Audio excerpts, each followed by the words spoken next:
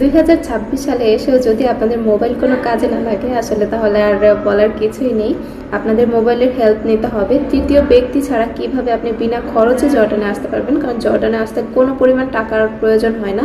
তারপরেও আমাদের দেশের বেশিরভাগ মানুষ 10 লাখ 15 লাখ টাকা খরচ করে বিভিন্ন দেশে যাচ্ছেন নিজের ভবিষ্যৎ করার জন্য, কিছু করতে না পেরে আবার রিটার্ন চলে আসতেন। এর থেকে ভালো বিনা খরচে আপনি জর্ডান আসতে পারবেন। আপনার যদি ওরকম ধৈর্য শক্তি কাজও না করতে পারেন, সেক্ষেত্রে আপনার বাংলাদেশে বিনা খরচে আবার চলে যাওয়ার একটা সুযোগও থাকে।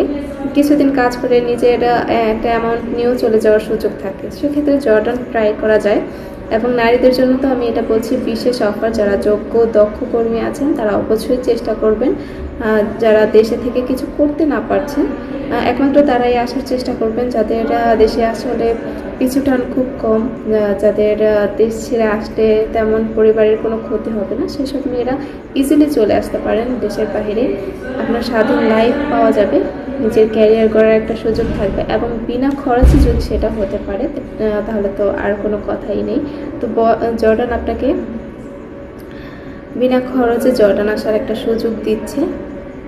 আই থিঙ্ক এটা সকল মেয়েদের, যেসব হৃদয় ভাঙা মেয়েগুলো আছেন, যেসব পারিবারিক ভাঙা মেয়েগুলো আছেন, যাদের লাইফে একটা মোড় চেষ্টা করা দরকার, যাদের কিছুটা ফিনান্সিয়াল সাপোর্ট দরকার, তাদের জন্য জর্ডান বেস্ট। আপনি কিছুটা ফিনান্সিয়াল সাপোর্ট নিয়ে দেশে যে কোনো কিছু করার চেষ্টা করলে অবশ্যই সেটা আপনার জন্য ভালো হবে। তো আল্লাহ হাফিজ, সবাই ভালো থাকবেন, আমার জন্য দোয়া করবেন। আর কোনো পরিমাণ কোনো তথ্য জানার হলে আমাকে কমেন্টে জানাবেন, আমি অবশ্যই আপনাদের সাথে শেয়ার করার চেষ্টা করব।